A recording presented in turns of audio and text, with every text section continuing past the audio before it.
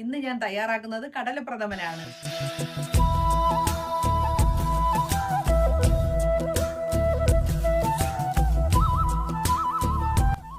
കറിക്കാട്ടിന്റെ പുതിയ വീഡിയോയിലേക്ക് എല്ലാവർക്കും സ്വാഗതം.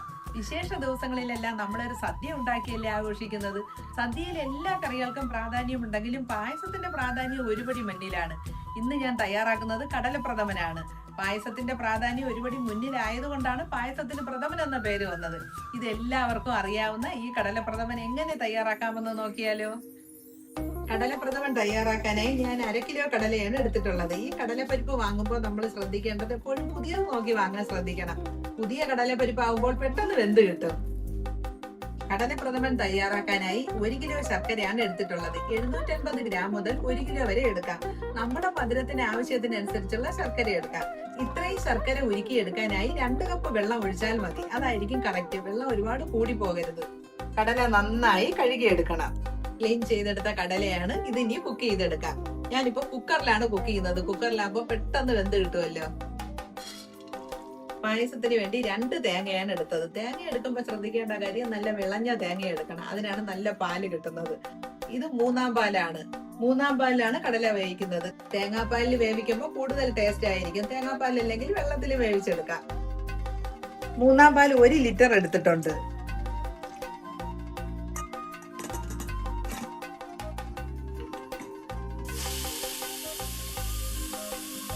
1.5 കപ്പ് വെള്ളം വെച്ച് ഉരുക്കിയെടുത്ത ശർക്കര പാനിയാണ്. ഇത് ഒഴിച്ചു കൊടുക്കാം.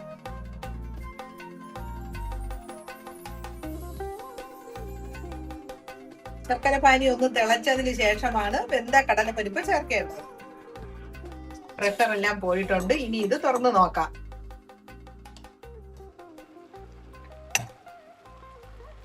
ഇനി ഇത് പാകത്തിന് വെന്തോ എന്ന് നോക്കാം.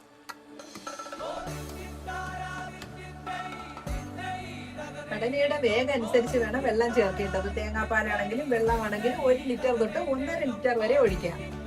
കടല നമ്മളിപ്പോ കുക്കറിലല്ല പാത്രത്തിലാണ് വേവിക്കുന്നെങ്കിൽ കുറച്ചുകൂടി വെള്ളം ചേർക്കാം. കുക്കറിലായതുകൊണ്ടാണ് 1 ലിറ്റർ ഒഴിച്ചത്. പാത്രത്തിലാണെങ്കിൽ കടലയുടെ വേഗം അനുസരിച്ച് വെള്ളം ചേർത്ത് കൊടുക്കണം.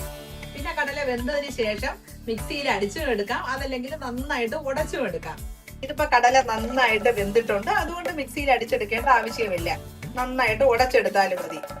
ശർക്കര പാനി നന്നായിട്ട് തിളച്ചിട്ടുണ്ട്. ഇനി ഇതിൽ കൂടി ഈ വെന്ത കടല ചേർത്ത് കൊടുക്കാം.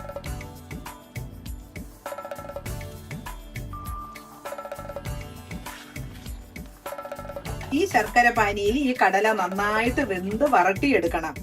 നമുക്കിപ്പോ കടല വേവിക്കുമ്പോഴത്തേക്ക് കുറച്ചെടുത്ത് മിക്സിയിൽ അടിച്ചും കുറച്ച് മിക്സിയിൽ അടിക്കാതെ എടുക്കാം. ഇതിപ്പോ നന്നായിട്ട് വെന്തത് കൊണ്ടാണ് മിക്സിയിൽ അടിച്ചെടുക്കാതിരുന്നത്. ഇങ്ങനെ പീസായിട്ട് കിട്ടുന്നതാണ് നമ്മൾ പായസം കുടിക്കുമ്പോൾ ഒന്ന് കടിക്കാൻ കിട്ടും. അതാണ് അതിന്റെ ഒരു ടേസ്റ്റ്. ഇതേ നോക്കൂ, നന്നായി വരട്ടി എടുത്തിട്ടുണ്ട്. ശർക്കര പാനിയിൽ ആ കടല വെന്ത് കുറുകി ഇതേപോലെ വരണം. ഇങ്ങനെ ഉരുളിയിൽ ഇങ്ങനെ വിട്ട് വരുന്ന ഒരു പാകമാവണം. ഇനിയിപ്പോ 1 ടേബിൾ സ്പൂൺ നെയ്യ് കൂടി ചേർത്ത് കൊടുക്കണം. ശർക്കര പാനിയിൽ വരട്ടി എടുത്തതിന് ശേഷമാണ് നെയ്യ് ചേർക്കേണ്ടത്. 1 ടേബിൾ സ്പൂൺ. ഇനി ഇതും കൂടെ ചേർത്ത് ഈ നെയ്യും കൂടി കിടന്ന് ഒന്നുകൂടി വരട്ടി എടുക്കണം. കടലപ്പായസത്തിന് ആ നെയ്യാണ് അതിന്റെ ഒരു ഏറ്റവും ടേസ്റ്റ് കൊടുക്കുന്നത്. കുറേശ്ശെ നെയ്യ് ഒഴിക്കണം. നെയ്യ് കൂടിപ്പോയേ ചെയ്യരുത്. കൂടിപ്പോയാൽ പായസം എണ്ണമയമായി പോകും. നമ്മൾ 3-ാം പാലാണ് കടല വേവിച്ചത്. അത് 1.5 ലിറ്റർ ആയിരുന്നു. ഇനി 1 ലിറ്റർ 2-ാം പാല്.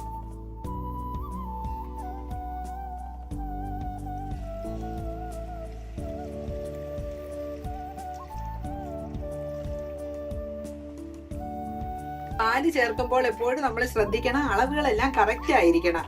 കൂടി പോകരുത്. അങ്ങനെ ആയാലും പായസം റെഡിയാവാൻ ഒരുപാട് ടൈം എടുക്കും. ചൂടോടെ വിളമ്പുമ്പോഴാണ് ഇതിന് ടേസ്റ്റ് കൂടുതൽ. പക്ഷെ തണുപ്പിച്ച് കഴിക്കാനും നല്ലതാണ്. നമ്മളിപ്പോ പായസം തയ്യാറാക്കി ബാലൻസ് വന്നാൽ ഫ്രിഡ്ജിൽ വെച്ചിട്ട് പിറ്റേന്നെടുത്ത് ചൂടാക്കുമ്പോൾ കുറച്ച് തേങ്ങാപ്പാല് ചേർത്ത് ചൂടാക്കിയാൽ വളരെ ടേസ്റ്റി ആയിരിക്കും. എല്ലാ ചേരുവകളും നമ്മൾ മുൻകൂട്ടി തയ്യാറാക്കി വെച്ചിരുന്നാൽ പായസം നമുക്ക് ഈസി ആയിട്ട് തയ്യാറാക്കി എടുക്കാം. 1 ടേബിൾ സ്പൂൺ വെന്ത ചവ്വരി കൂടി ചേർത്ത് കൊടുക്കാം. ചവ്വരി ചേർക്കണമെന്ന് നിർബന്ധമില്ല. ചവ്വരി ചേർത്താൽ കൂടുതൽ പായസം കട്ടിയായി പോകും. എന്നാലും പായസമല്ലേ, കുറച്ച് ചവ്വരി ചേർക്കാം. നിറച്ച് 1 ടേബിൾ സ്പൂൺ ചവ്വരി എടുത്തിട്ടുണ്ട്. ഇനി ഏലക്കാപ്പൊടി ചേർത്ത് കൊടുക്കാം. പഞ്ചസാര ചേർത്ത് പൊടിച്ച ഏലക്കയാണ്. പഞ്ചസാര ചേർത്ത് പൊടിക്കുമ്പോൾ നന്നായിട്ട് പൊടിഞ്ഞു കിട്ടും. 1 ടീസ്പൂൺ മതി.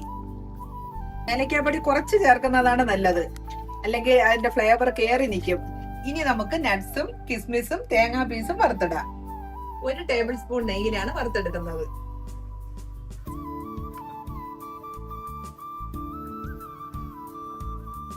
തേങ്ങാ പീസ് വറുത്തെടുക്കാം. ആദ്യം തേങ്ങാ പീസ് വറുത്തെടുക്കാം. തേങ്ങാ പീസ് ഒന്ന് കുറച്ച് കളർ ചേഞ്ച് ആയി തുടങ്ങുമ്പോൾ നട്ട്സ് ഇടണം. പായസത്തില്, പ്രത്യേകിച്ചും കടല പായസത്തിലും അടപ്പായസത്തിലും എല്ലാം തേങ്ങാ പീസ് ഇടുമ്പോഴത്തേക്കാണ് അതിനൊരു പ്രത്യേക ടേസ്റ്റ് ആണ്. ഇനി നട്ട്സ് ഇട്ട് കൊടുക്കാം. ഇനി കിസ്മിസ് ഇട്ട് കൊടുക്കാം. തേങ്ങാ പീസും നട്ട്സും കിസ്മിസും 3 അര കപ്പ് വീതമാണ് എടുത്തത്. അര കപ്പ് എന്ന് പറയുമ്പോൾ 3 ടേബിൾ സ്പൂൺ. എല്ലാം കളറെല്ലാം മാറിയിട്ടുണ്ട്. ഇതുപോലെ ലൈറ്റ് ആയിട്ട് ഒന്ന് കളർ ഗോൾഡൻ ബ്രൗണിൽ ആവണം. ഇനി വറുത്ത് വെച്ച നട്ട്സും കിസ്മിസും തേങ്ങാ പീസും കൂടി ചേർത്ത് കൊടുക്കാം. ഈ സമയം നമുക്ക് ജീരകപ്പൊടിയോ ചുക്കുപൊടിയോ വേണമെങ്കിലും ചേർക്കാം. ഇനി 1-ാം പാൽ ഒഴിച്ചു കൊടുക്കാം. നല്ല കട്ടിക്ക് പിഴിഞ്ഞ 1-ാം പാലാണ്. 2 കപ്പ് 1-ാം പാലാണ് എടുത്തിട്ടുള്ളത്. 1-ാം പാൽ ഒഴിച്ചാൽ പിന്നെ തിളയ്ക്കാൻ പാടില്ല. ഒന്ന് ചൂടായാലും മതി.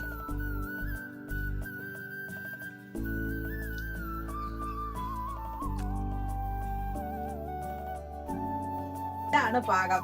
ഇതേ ലൂസിൽ വേണം പായസം ഇറക്കി വെക്കേണ്ടത്. എന്തായാലും സദ്യയിൽ നമുക്ക് ഇലയിൽ ഒഴിക്കേണ്ടതാണ്. അപ്പൊ ഇരുന്ന് കട്ടിയായിക്കോളും. ലാസ്റ്റ് പൊടിക്കൈയായിട്ട് വേണമെങ്കിൽ 1 നുള്ളു ഉപ്പ് ചേർക്കാം. മധുരം എല്ലാം ബാലൻസ് ചെയ്യാനായിട്ടാണ്. ഞാനിപ്പോ ചേർത്തിട്ടില്ല, നമുക്ക് വേണമെങ്കിൽ ചേർക്കാം. പായസം നന്നായിട്ട് റെഡി ആയിട്ടുണ്ട്. കുറച്ച് സമയം എടുത്താലും നമുക്ക് നല്ല ടേസ്റ്റി ആയിട്ടുള്ള പായസം തയ്യാറാക്കി എടുക്കാം.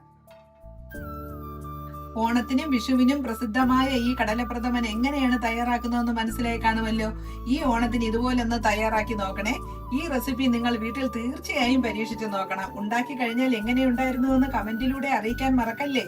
നിങ്ങളുടെ ഓരോ അഭിപ്രായവും ഞങ്ങൾക്ക് കൂടുതൽ മികച്ച വീഡിയോകൾ ഒരുക്കാനുള്ള പ്രചോദനമാണ്. വീഡിയോ ഇഷ്ടമായാൽ ഒന്ന് ലൈക്ക് ചെയ്ത് സബ്സ്ക്രൈബ് ചെയ്യണേ. പുതിയൊരു ഓണ വീഡിയോയുമായി ഉടനെ കാണാം. താങ്ക്